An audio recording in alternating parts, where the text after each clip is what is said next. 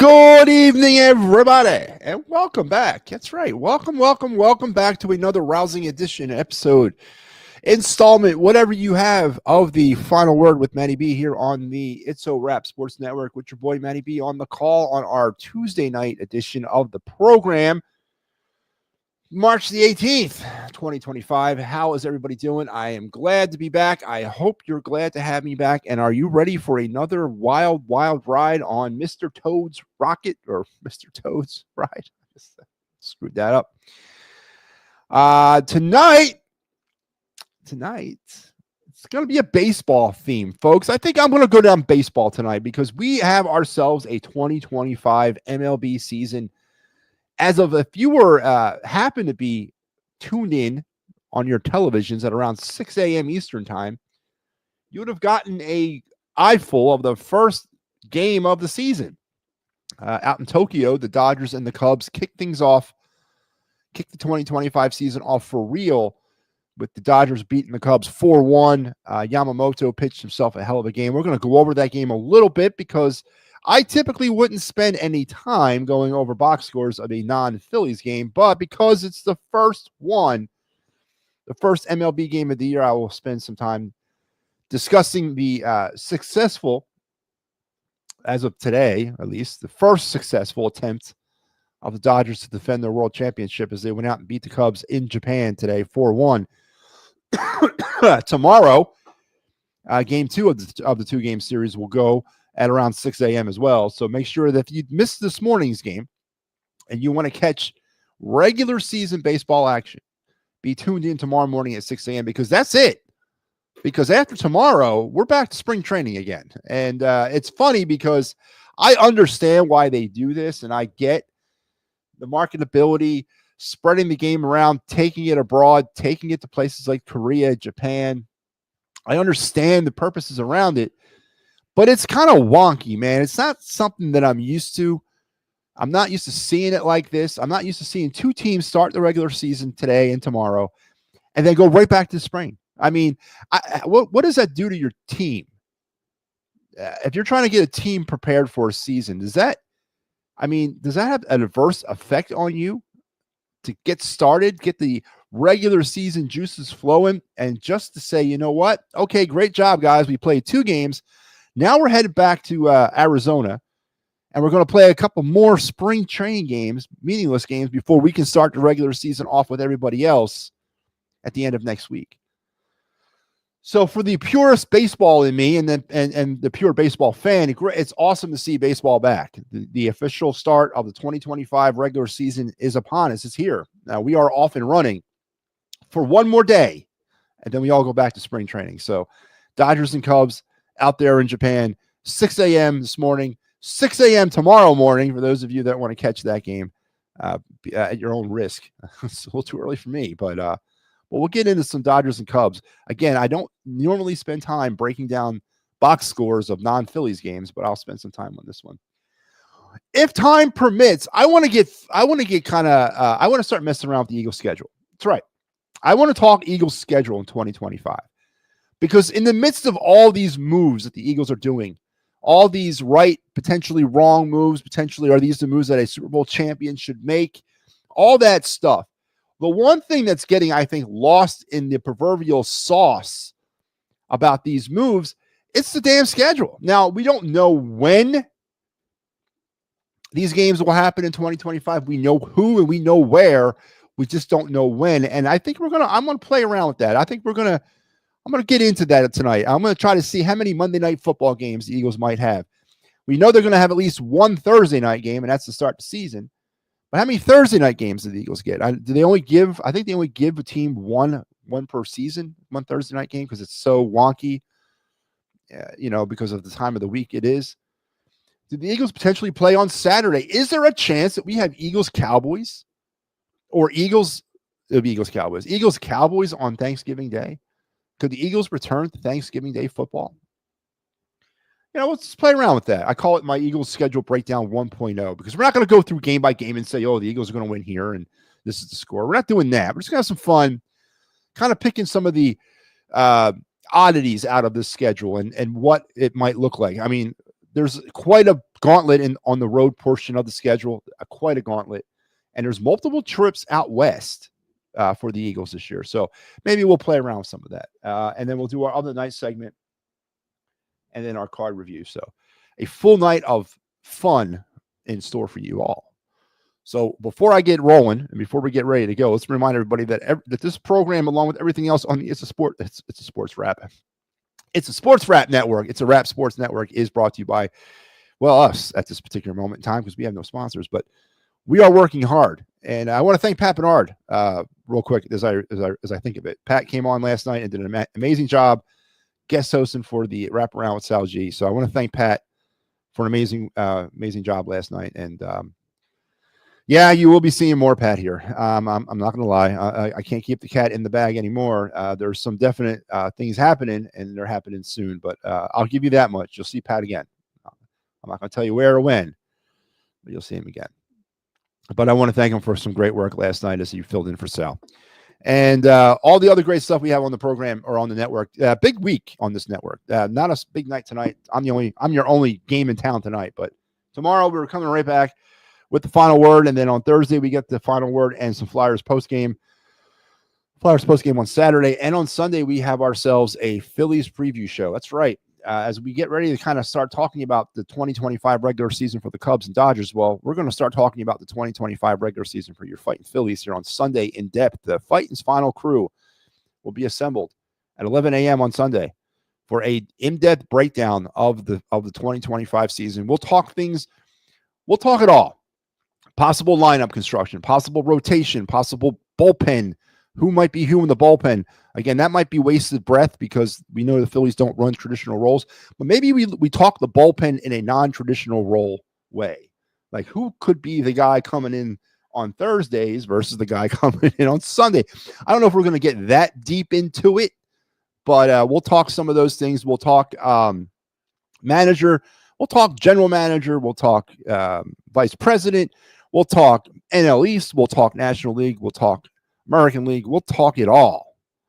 Additions, subtractions, all those great things. And then, of course, at the end of it all, we'll give you our expectations of the Phillies in 2025. So that's on Sunday at 11. Me, Mike, Lauro, Sal G, Al, I think is going to be there. I know Pat will be there and Steve Fuentes. Basically, everybody that you're going to see at one point or another hosting a Fighting's final episode will be assembled for this show.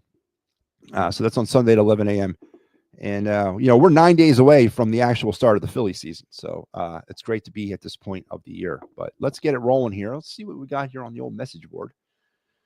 Joe Hale checks in. Joe, I'm doing good, man. How are you tonight? I said it was great to see Pat last night. Yes, it was. And as I said, I teased it a little bit, Joe, and I'll let it out a little bit more. You will see him again. Pat is part of the new additions to the network. And you'll be seeing him again. And you'll be seeing Steve Fuentes again. You'll be seeing all those guys again. And you'll be seeing them guys in some familiar settings. I'm just going to, that's all I'm going to say about that. We released a little teaser on the Facebook thing and on the YouTube thing earlier in the week. Or on, Facebook and Twitter. There's a show coming back. And it's coming to this network that a lot of people remember. And a lot of people had fun with it. It was a great show. It was fun. I'm not going to tell you the name of it, but we did tease it a little bit already. So head over to our Twitter, head over to our Facebook, and look for the little teaser video. And it'll possibly give you a hint of what is coming back and what is coming to this network. And Pat will be part of that. So, yes, it was great to see Pat last night, and I expect to see a lot more of him as we move through the future. Pat's like one of those like funguses. Once it gets hold, you can't get rid of it. But now, let's go. So let's go. Let's strap it in. Let's strap it on. That's right. I want to strap it on. Let's keep our hands and our feet inside the car at all times, and let's get this thing rolling tonight. Don't forget, we are streaming out on all the social media platforms. So go ahead and give it a like, a subscribe, a share, a shout, a high five, whatever you got to do to give us some support, please. We need it. Let's get it rolling with your day in Philadelphia sports history. A Flyers fact back in 2015 and a very surprise move. Flyers general manager Ron Hextall. Man, if we could have a crystal ball and go back in time, would anybody have Ron Hextall screwing up the Flyer organization the way he did on their bingo card? I mean, honestly, The damage that he did and the damage that Chuck Fletcher did, it's going to take, well, you're seeing the repercussions of that damage. Man, he screwed this thing up so damn bad. But on this night back in 2015, he actually screwed up. Maybe it was the prelude of things to come with Ron Hextall, because on this day in 2015, Hextall announced the hiring of Dave Hextall as the 19th head coach in Flyers history. Hextall, coming from Notre Dame, or not Notre Dame, North Dakota, had 0 NHL experience. And he replaced Craig Berube, who would later go on and win a Stanley Cup with the St. Louis Blues. Of course, Hextall lasted for, 3 seasons, and started his 4th, and before he got the boot, right after Hextall got the boot. Oh, no, actually, wasn't it? Yeah, it was Hextall who got fired first, right? And then it was Hextall that got fired. That was Fletcher's first move, was to fire Dave Hextall. The guy had a personality of wet paint. The guy couldn't get a read on him. He went on to head coach he left the Flyers and went to the Maple Leafs to be an assistant coach. And then he was the first ever coach in Kraken history. I don't know where he's at today, but on this day back in 2015, Ron Hextall hires Dave Hextall to replace Craig Berube. So not only was it a move out of nowhere, one, you weren't making an interim head coach move. You were actually naming a new head coach in March. Who does that? Why would you do that? Why would you, 3/4 of the way through the season, switch head coaches with the new permanent head coach? Now, I'm not saying you shouldn't fire coaches. And Berube kind of was, at that point, it was, hit or miss with Berube.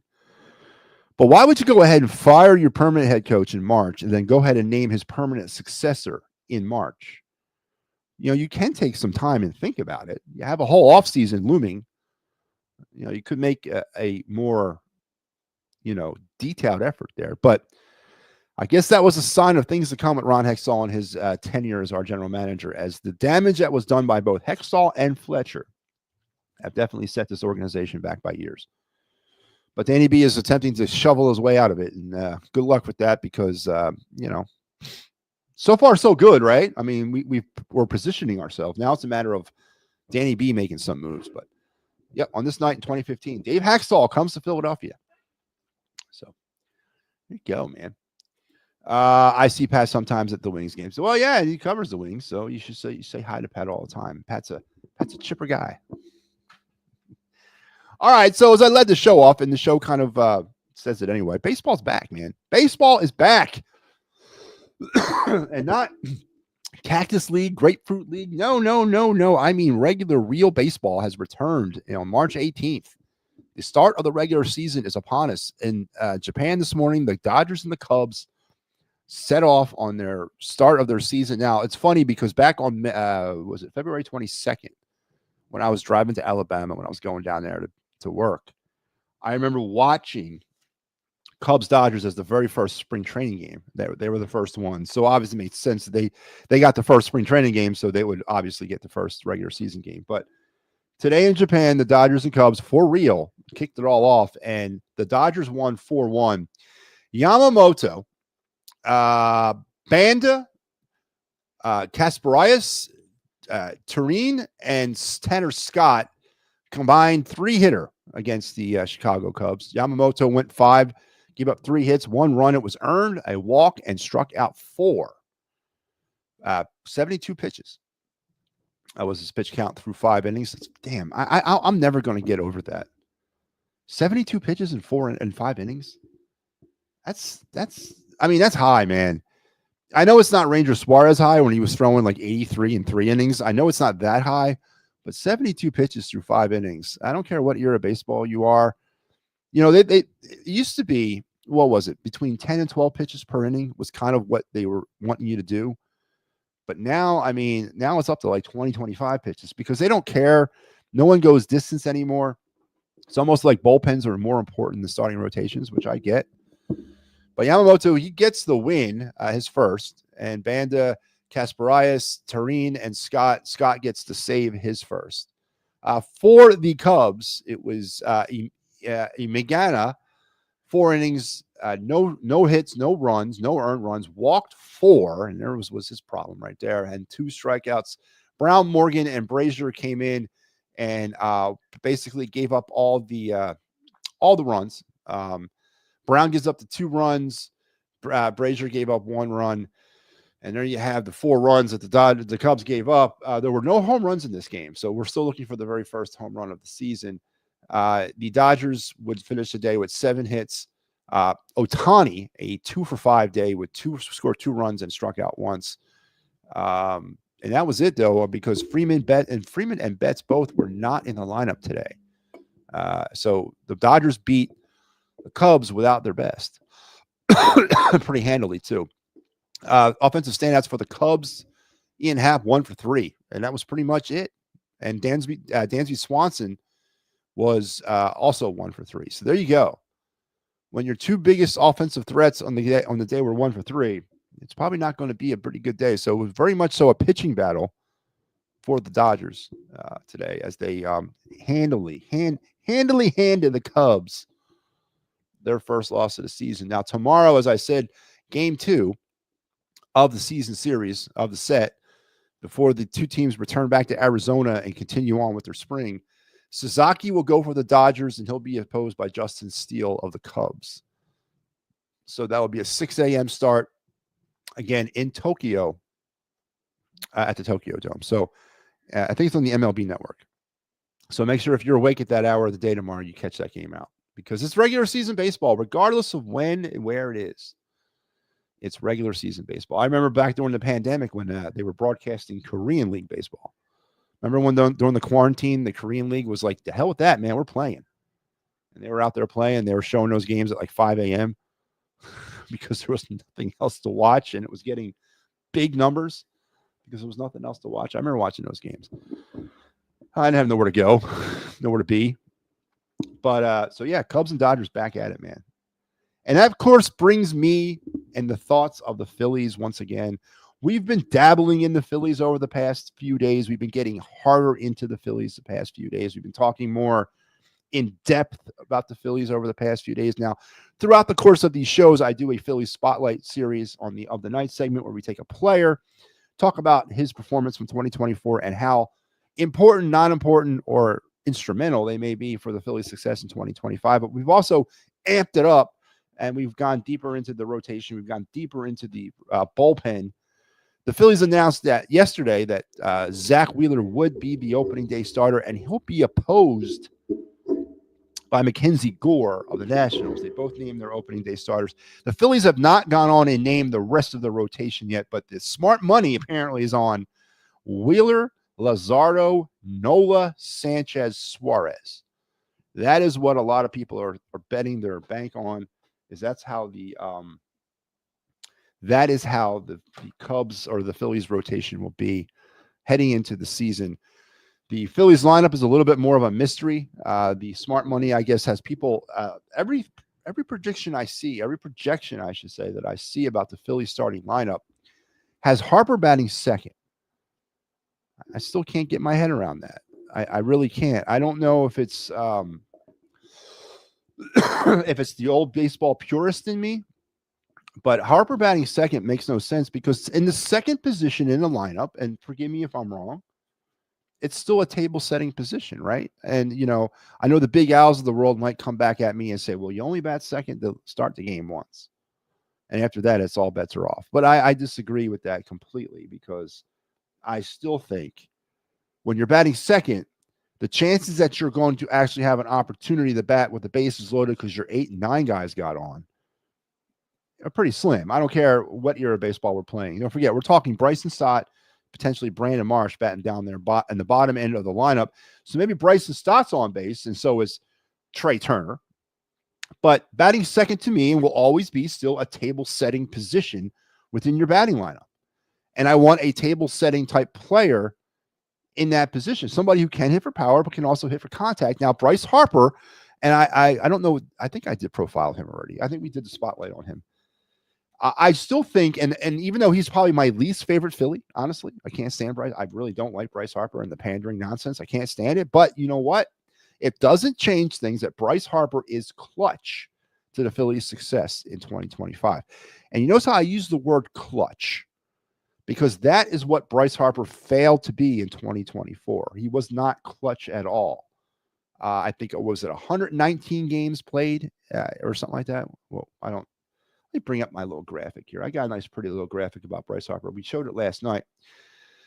Bryce Harper is clutch. No matter how you cut it, no matter what your opinions of the man personally or how you feel about his antics, he is the Phillies. All right? He's the Phillies. So let's take a look at this. Bryce Harper last season, 145 games. I knew it was more than 119. 145 games. So he played the most games ever in his career since the 2019 season, which was his first year in Philadelphia. 285 batting average, which is something I can live with. I mean, 285 is solid. It is, especially for a guy that strikes out quite a bit. You know, it's a pretty solid batting average. And so is 30 home runs. 30 home runs is pretty much where you want Bryce Harper to be. Now, for those of you, there's some people out there that feel Bryce Harper needs to be hitting more on the side of 40 home runs, which I can see and I can agree with. But I think when you look at Harper, you can look at a range, right? I think between 30 and 45 is the kind of range you're looking at for Bryce Harper to hit home runs. The one number, though, and the OPS is pretty solid too, 898. It's very respectable. It's like top 10 in the league, actually. It's up there towards the top of the league. But the one number that bothers me about all his slash line here, or his stat line, it's not really a slash line, but a stat line, is the 87 runs batted in. That, to me, tells more of a story about Bryce Harper than anything else in this does. 87 RBIs for Bryce Harper in 2024. 87 RBIs in 145 games played. 87 RBIs in the most games he's ever played in the season since 2019. So what does that tell you? He hit 30 home runs. He did hit for power. His power was Bryce Harper-like. But the 87 RBIs tells me a story, and that is that Bryce Harper failed to be clutch in 2024. He was batting primarily in the third position in the Phillies lineup since he's really much been here. But yet he failed. I'm sorry, but in all that, he only managed 87 RBIs, batting third in our lineup. That needs to change, man. And I don't know about batting second is going to rise that number up or raise that number up. So I'm looking at this strictly at the same aspect or same point that I look at Kyle Schwarber batting fourth. It doesn't have, and we'll on Sunday, I'm sure we will talk in depth about the Kyle Schwarber batting fourth thing. But Bryce Harper needs to be clutch. And 87 RBIs to me is not clutch. And I think that it's a consensus opinion that everybody can get behind that in 2024, Bryce Harper was not clutch. Now, let me explain to you what I mean what clutch is. Again, I said this, I think, last night. I was watching the 2022 Phillies-Angels getaway game. This is the game that the Phillies were down 6-2 in. Remember, it was the fourth game of Rob Thompson's tenure being the manager of the Phillies. It was they played the Giants in the series over Memorial Day weekend. It started on Memorial Day. They played them that Monday, Tuesday, Wednesday. They lost 2 out of 3, but they won the last one to avoid the sweep. They fired Girardi on Thursday, announced the firing on Friday before the start of the Angels series. The Phillies took the first 2 games from the Angels, and on the getaway game on that Sunday, the Phillies were down 6-2. This was the game where the little kid was praying in the stands and Bryson Stott did what he did. Okay, so remember this game. So it's down 6-2 in the 8th inning. Bryce Harper hits a grand slam and tie things up at 6-6. Phillies end up going down 7-6 in the top of the 9th, but then Bryson Stott walks it off in the bottom of the 9th with a 3-1 home run with the little kid praying, and his prayers were answered. That's what I mean by clutch. That Bryce Harper. The Bryce Harper that can go 0 for 4, but then step in the box in the 8th inning with runners on first and third and hit a 3-run home run. Or step in the box after going 0 for 3 in the top of the 8th with the bases loaded down 6-2 and hit a grand slam and tie the game. That's the Bryce Harper. That's the clutch Bryce Harper I need in 2025. That, to me, those 87 RBIs tell me that Bryce Harper was not clutch in 2024. He wasn't, and you can see that. I don't want Bryce Harper. I don't care if he goes 1 for 4 every game. I don't care if he goes 1 for 3. I don't care if he goes 1 for whatever, just as long as that 1 for came at a moment when we desperately needed it. Because that's what Bryce Harper is here to be, clutch. And he wasn't clutch in 2024. The 87 RBIs tell that story. So those RBIs need to be up around 130. And I don't think batting second in the lineup is going to promote that. I don't know why you're tinkering with Bryce Harper at second in the lineup. I think Bryce stays where he's at 3. You move Bowman to the 2 hole, where you have 2 players at the top of your lineup in Turner and Bohm, who are contact hitters for the most part with power that are going to get on base. And then you leave it up to Harper, Schwarber, Castellanos, JT to get him in. So I don't see where people are on the Harper batting second thing. I don't get that. I don't think Harper's when I think of a number 2 batter or number 2 batter in the lineup, I'm thinking of Chase Utley, that type of hitter. That's not Bryce Harper. Bryce Harper's a power hitter. We need to do with Bryce Harper what they're doing with Kyle Schwarber, giving him the maximum opportunity lower in the lineup to cash in on his greatest attribute, and that's hitting home runs. So batting Harper second, to me, it does not work at all. So I got Harper second. Then they got Bohm batting third. So they got Bohm and Harper flipped, which I don't get. You got Schwarber batting 4th. You got Castellanos batting 5th. JT 6, Kepler 7, Stott 8, Marsh 9. I agree with that portion of the lineup, but I honestly don't like that. I don't like that projection of Harper batting second, because that 87 RBIs, that number right there, that 87 RBIs is criminal, is negligent on Bryce Harper not to have more RBIs in that. He should be looking at 125 to 130 RBIs a season. And that number tells me he was not clutch in 2024. And you'll be hearing me talk about it again on Sunday, because I'm sure we'll get into Bryce Harper in depth. And I will definitely bring that point up. So there you go. There's my little spiel on Bryce Harper and the projected Phillies lineup. And also the news came out that the Phillies will be batting. There's no more platooning in center field. That's kind of what came out, that Marsh is batting. Marsh is the center fielder, regardless if it's a left-hander or a right-hander pitching. Now, how long that lasts and how long the Phillies can live on that edge might be one of the biggest first stories coming out of spring training, is how long. I guess the first 2 stories to look at in 2025 are probably how long does Rob Thompson stay with his lineup if things begin to struggle, i.e. Schwarber, i.e. Turner. How long does he stick with Marsh playing center field, batting against everybody, regardless if it's a left-hander or a right-hander? And what is the situation with the starting rotation? I guess that might be the top 3 stories coming out of spring training. I don't know. Maybe we'll do a top 3 stories of spring training tomorrow on our episode, or maybe I'll wait to do that for the preview show. But there you have it, man. There's the Phillies' projected lineup to start the season.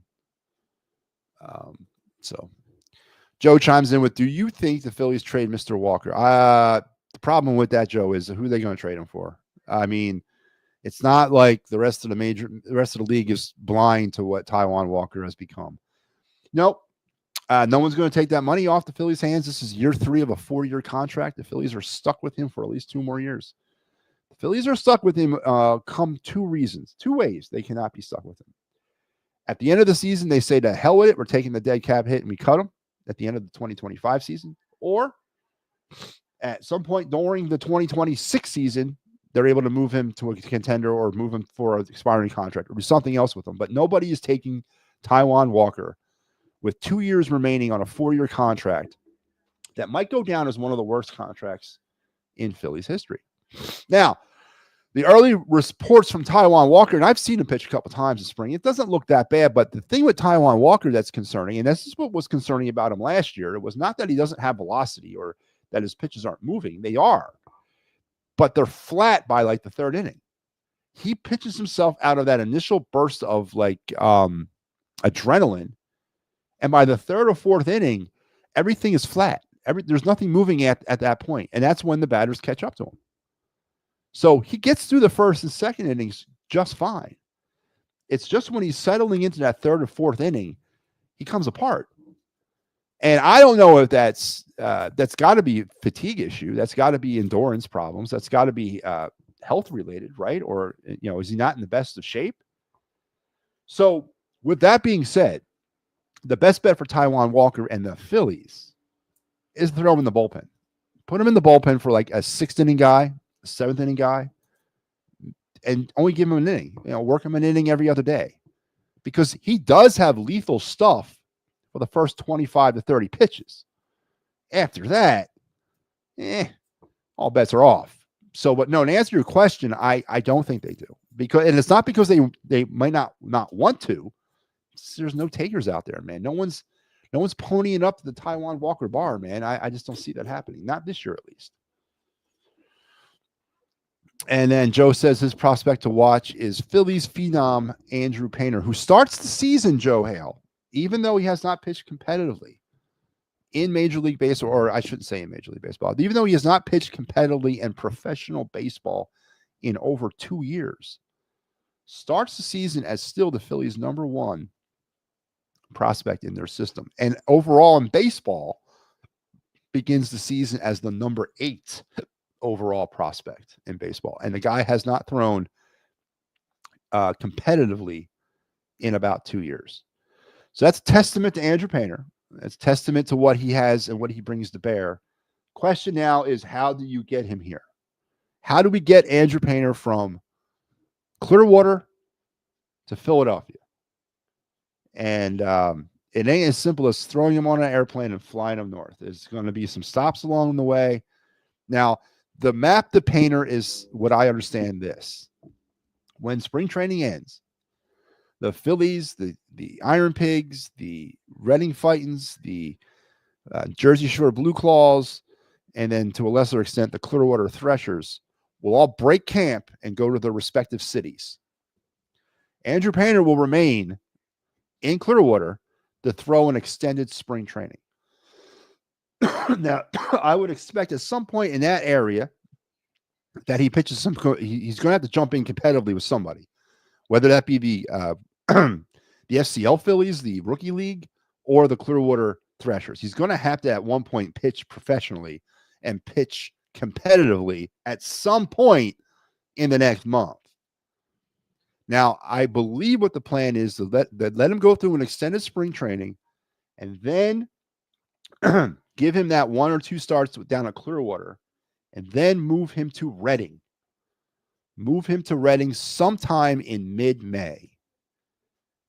Now, in Reading, he's going to be given an opportunity to work his way to the major leagues.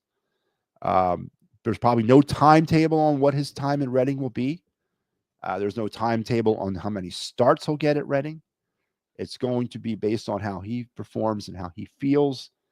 And then I would, if all goes well, maybe 4 or 5 starts in Double-A, and then on to Lehigh Valley. And then from there, it's just a matter of when the Phillies want him.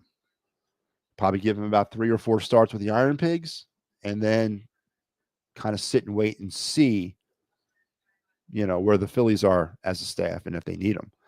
So I think some of the estimates that I've heard about late July, mid-late July, post All-Star break, right before the trade deadline, I think those estimates are pretty good. I think that's a fair way to look at how this might break for Andrew Painter and the Phillies. So you might get your chance to see Andrew Painter before the season's done, Joe. And especially, though, those chances might be increased if the Phillies fall apart in 2025. You might see him sooner than later at that point. But yeah, that's my Andrew Painter thing. And that's what I'm kind of going off of. That's what I kind of believe when it comes to Andrew Painter and how and when he'll arrive in Philadelphia. So there you go. Phillies are the hot topic tonight. We haven't even gotten to the Eagles yet. So yeah. So the Phillies, today they played Pittsburgh, I believe, in spring training, and then we're just kind of wrapping things up. This is the worst part of the season for me. This is like right before the regular season. I mean, we are 9 days away? Spring training, I think, ends on Tuesday. And the Phillies will come back north and get ready for their game Thursday against the Nationals. And it's the worst part of it, man. This is where you're just like, okay, why are we waiting? Let's just do it, man. Let's just get the season started. And then let's be the Cubs and Dodgers, man. Let's get the thing going. No more waiting around. But we're gonna have to wait around at least a few more days, about a week and a couple days for the Phillies to start. But let's turn our attention now to the said Philadelphia Eagles. And I said this, let's have some fun with the Eagles tonight. All this doom and gloom, man. All this Howie Roseman talk. I don't want to talk about that. I want to do my Eagles bold prediction, my Eagles bold schedule prediction for 2025. And there it is. Here's your 2025 schedule in a nutshell. These are your home and away opponents. And I don't want to go game by game, team by team, and record by record. I'm not doing that. I'm not trying to predict the Eagles records right now. I'm trying to have some fun with this because it's way too early to sit here and try to say, well, this is a 8-9, 10-7. Too early for that. So I'm not going that route. What I want to look at here is possible matchups and where they might be or when they may be played. And what I mean by that is based on this schedule right now, how many Monday Night Football? Let's start with Sunday night. Based on this schedule right now, how many Sunday Night Football games do you see here? Now, I believe I see at least 3. And here are the 3 I see. I see the home game against Dallas. I see the potential road game in Green Bay, and I see a road game in Los Angeles. I see that Charger game so I see the home game against Dallas, and I see the road games in Green Bay and a road game in Los Angeles as the Eagles Sunday night games this year. I think those games make the most sense about when those games might be played. But I see those 3 as your Sunday night games. Your Thursday night game is an easy one because we already know what it is. It's the Lions game. Or no, we don't. We don't know it. So they will have a Thursday night game. I say it's the goddamn Lions. I think that would be hands down the best way for the NFL to get the season going. They can't have Eagles Chiefs because the Eagles are going to Kansas City, and the Eagles have to host because they are the Super Bowl champions. They will host the first game of the year, the Thursday night game. And out of this home schedule, they're not going to do a divisional game. They're not going divisional. I don't think you go AFC West. I don't think you take the Raiders or the Broncos and bring them here. I don't think you do that. I mean, it would make sense for the Raiders or the Broncos to come here, for them as a team, as an organization, get it out of the way with. But I don't think as a money way it makes sense to bring the Raiders or the Broncos here for week 1. I don't see the Bears. The Bears has got 1:00 written all over it on Sunday. That game ain't going to be nationally televised. So I see 2 games that could potentially be the Thursday night game for the Eagles to start the season. I see the Rams and I see the Lions.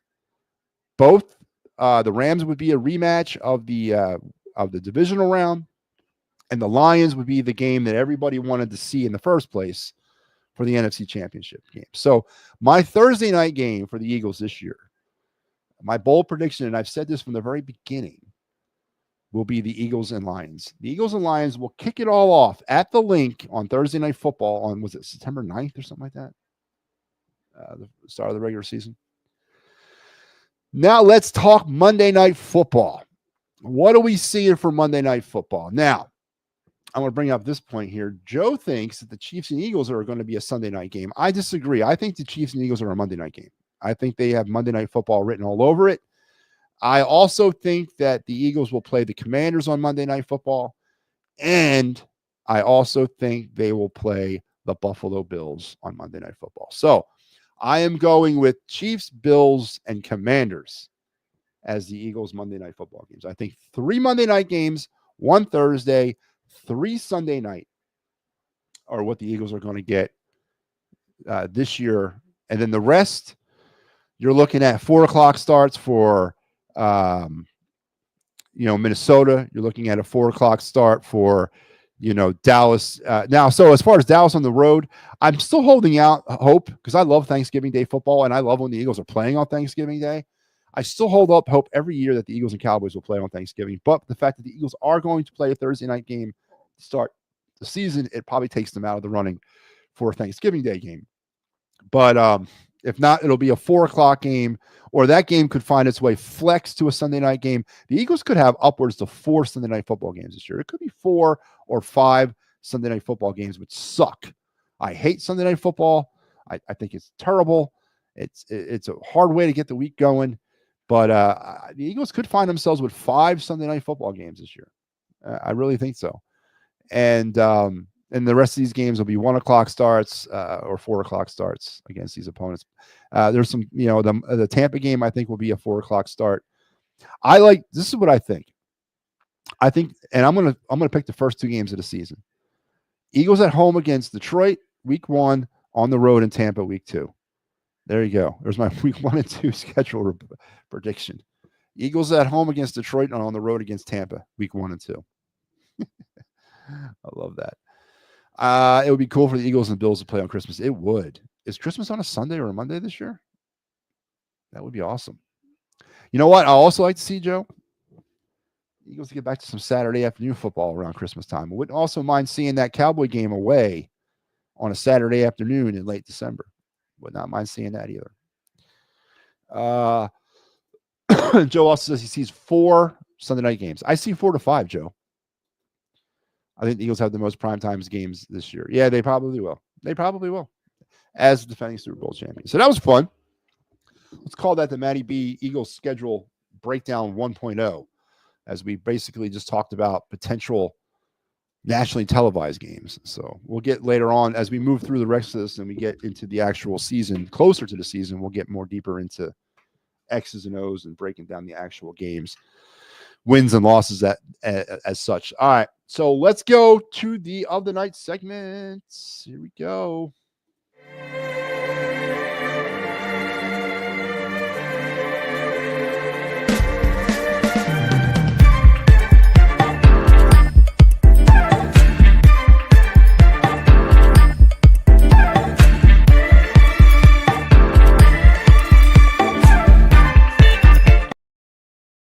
Yeah. Before I get to the other night segment, let me remind everybody that the other night segment on this program is brought to you by Clear the Ice, the consummate in Flyer post-game coverage.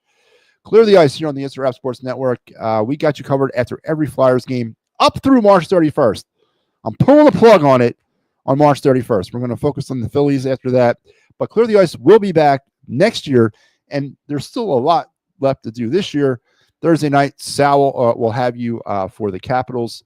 And then on Saturday, Mike will have you for the Stars. So make sure you're tuned in to Clear the Ice after every single Flyers game up through March 31st. We are not covering Flyers postgame anymore after March 31st until next year, as we are going to focus our attention on the Fighting Phillies.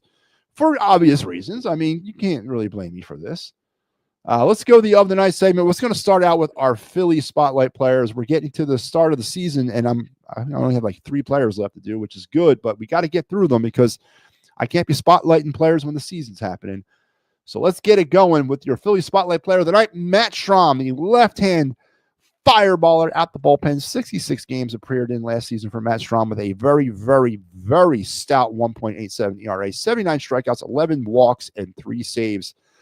For the avid baseball collector that Matt Strahm is, if you ever seen or have an opportunity to talk to him, he is a huge baseball collector. And I can't imagine how fun it is to be a baseball collector when you have a job that pays you millions of dollars.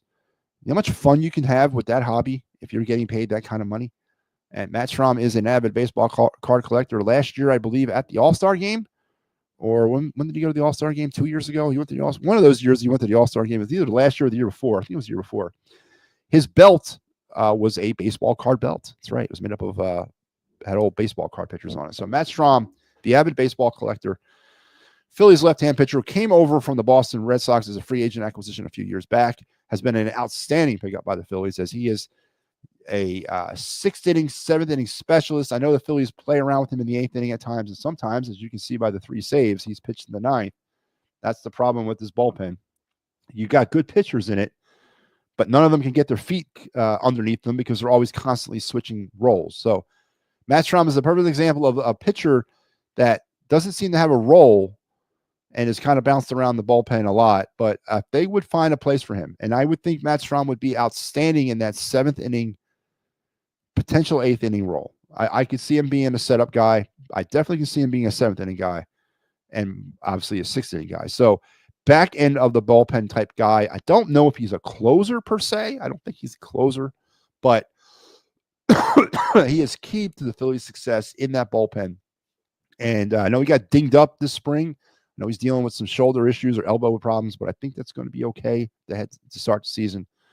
But we need Matt Strahm to continue that dominance that he did in 2024 into 2025. If the Phillies are going to be any chance of winning a World Series, Matt Strahm needs to figure into that and needs to figure into that in a big way. So Matt Strahm is your Phillies Spotlight Player of the Night. And let's head over now to your Phillies Prospect of the Night, a player that I got to know quite well last year in Gene Cabrera.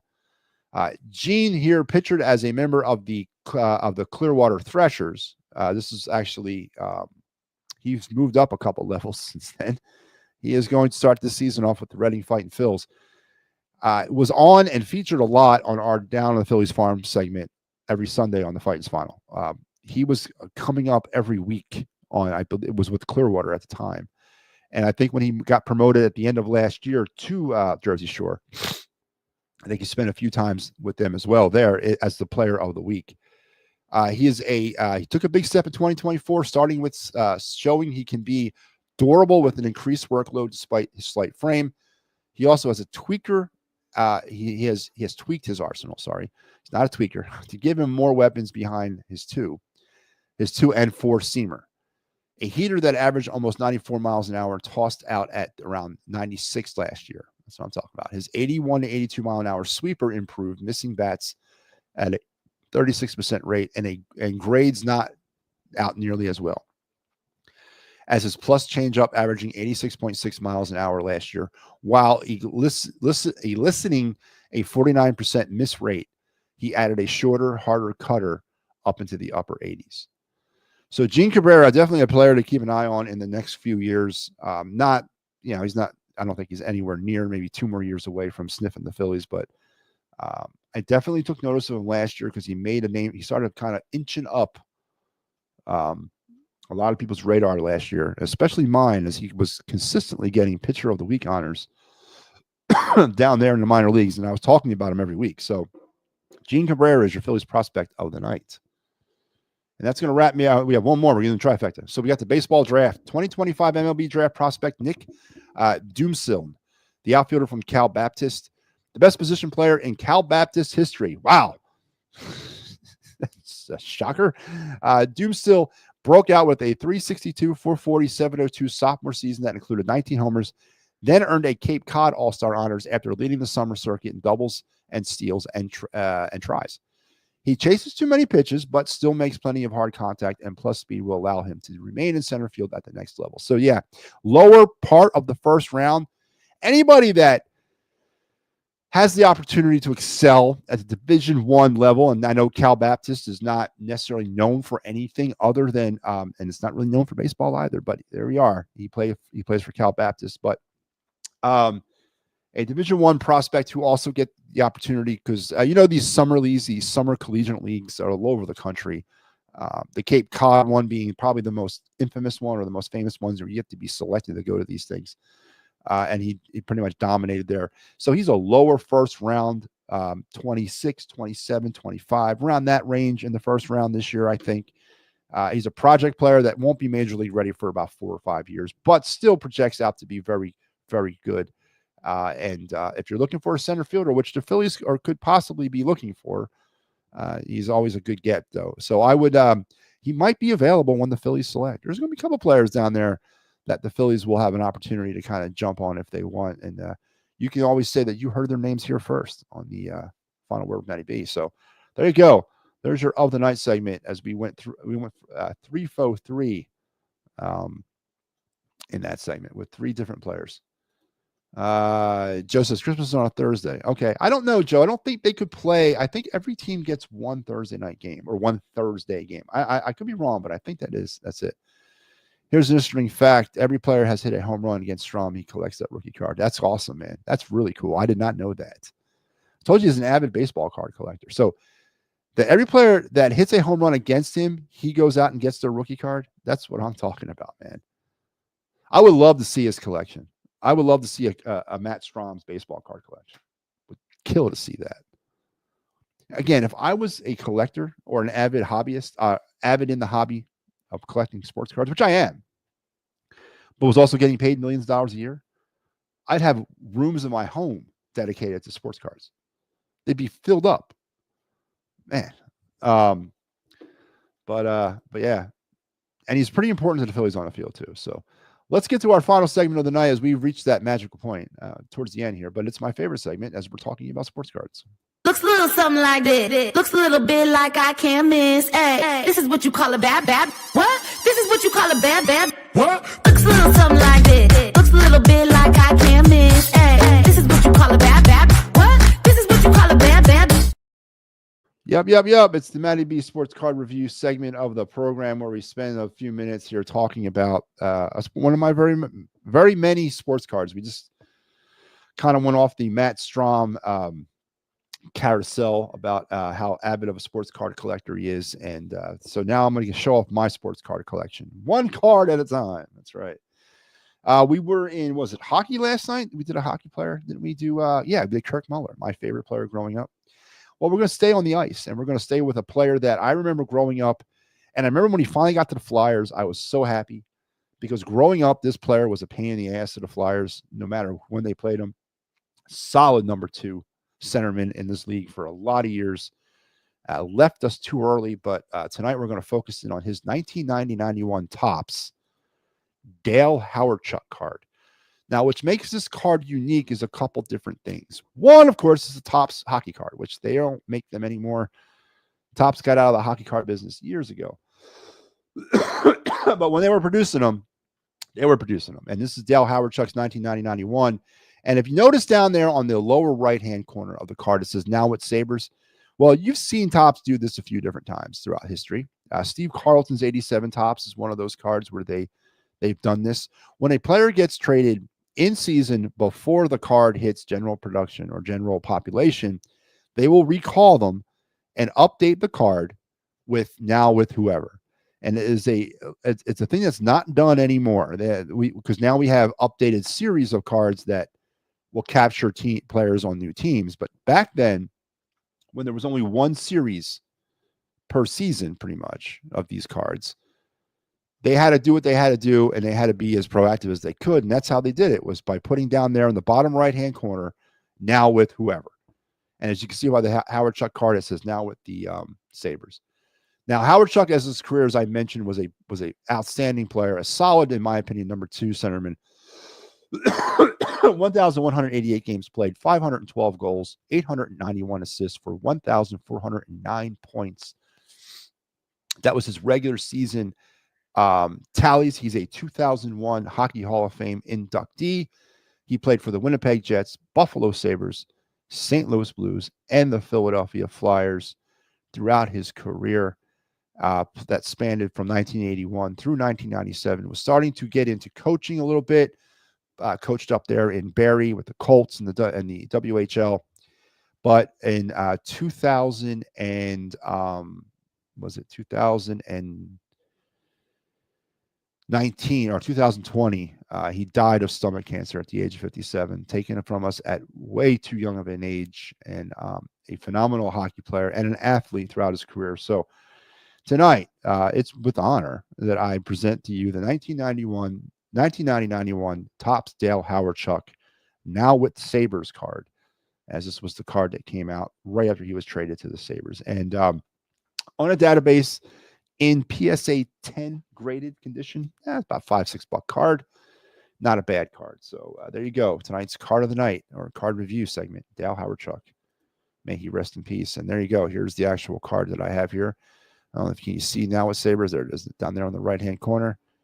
That pretty little now with Sabres. So, yep, there you go. There's our card review segment of the night, Dale Hawerchuk. So, folks, that's going to do it for me. We've come to the end of another fun-filled episode. Talked a little bit about your Philadelphia Phillies lineup. A little bit more in depth. Notice how we keep amping it up every show. A little bit more each time. Did some Phillies lineup. talked about the start of the MLB baseball season, broke down a little bit of the Dodgers-Cubs game, which I never do. I never break down non-Phillies games like that. So you should feel very, very special tonight. We went over we did a bold Eagles. We did our Eagles bold schedule 1.0. We did not go wins or losses, but we talked about potential primetime games and where they might be and how many the Eagles might have and what they might be. We went over our of the night segment, which was a 3 for 3 again, and then our card of the night, which was Dale Howard Chuck. So that's going to take me to the very end of this program. Tomorrow night, I'll be back for another episode of the Final Word. And be on the lookout for all the great stuff that is on this network. Let's promo it real quick. Don't forget, this is the biggest one here. On Sunday at 11 a.m., we will be here at the Fightins Final with your Phillies 2025 season preview. And make sure you're there. All the assembled will be there, and we will break down this season. Every Monday night at 7, catch the wraparound with Sal G. Every Sunday through Thursday at 8, it's yours truly on the Final Word. And after every Flyers postgame, you got Clear the Ice through March 31st. And then after March 31st, we're going to kind of center on your Fighting Philadelphia Phillies. So, and then, of course, we got 2 new shows joining the network here very soon. And I'm not going to tell you those. We've teased them out a little bit, so it's up to you to go figure out what we're talking about. At least one of them. We've teased one of them out. We haven't teased the second one, but we've teased one of them. So go ahead and start looking out for what that one is. Until we talk again tomorrow, guys, I want to wish you a pleasant rest of your night and an even better tomorrow. We will talk again soon. See ya.